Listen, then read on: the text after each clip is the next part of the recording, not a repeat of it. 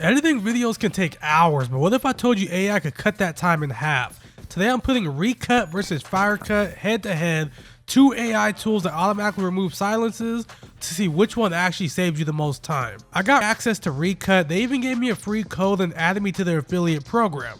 So I wanted to see if it actually beats what I'm currently using in FireCut, which is a Premiere Pro plugin designed to speed up editing. I ran both tools on the same 10-minute video and podcast, and we're going to compare speed, ease of use, and pricing to see which one's worth your time. If you're a creator who wants to edit faster, be sure to hit subscribe. I drop weekly reviews on tools and stuff like that to help you level up your content. Alright, here's the difference. Recut is a standalone app. You just drag your video in and it instantly detects and deletes the silences. It exports directly into Premiere, Final Cut, and DaVinci, so you can export the whole thing so it'd be one solid video in those softwares. Super clean, but you have to work outside of your editor first. FireCut, on the other hand, it lives inside the Premiere Pro and DaVinci Resolve.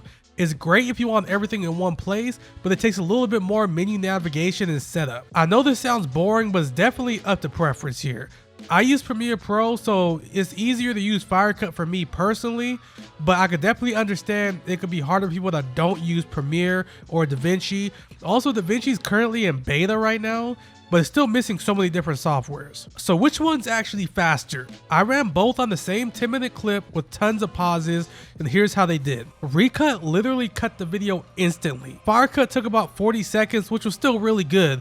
But the real test was going to be the full podcast, because I wanted to see if Recut was that quick with the whole hour and 30-minute podcast, because that, like, it was literally instant. I was so surprised when I clicked the button and the whole thing was instantly cut up. For FireCut, I wanted to show the whole clip, but let's just say you guys would be here for a while. It ended up taking about 10 minutes to cut down the podcast. I tried using the turbo mode first and it kept deleting the whole podcast for some reason. It did say that version's in beta mode, so I switched over to the medium one and I thought it might be a little bit slower, but it actually took super long, and I don't know, man, that was a big turnoff personally. So with as fast as Recut did, I thought there was no way it was gonna cut as much as FireCut did, but both versions of the podcast actually ended up being like within 2 minutes of each other, so it was pretty equal. They both cut out silences well, but in my test, Recut did a lot faster and, in my opinion, smoother. Now let's talk about the pricing. Recut is $15 a month, $79 a year,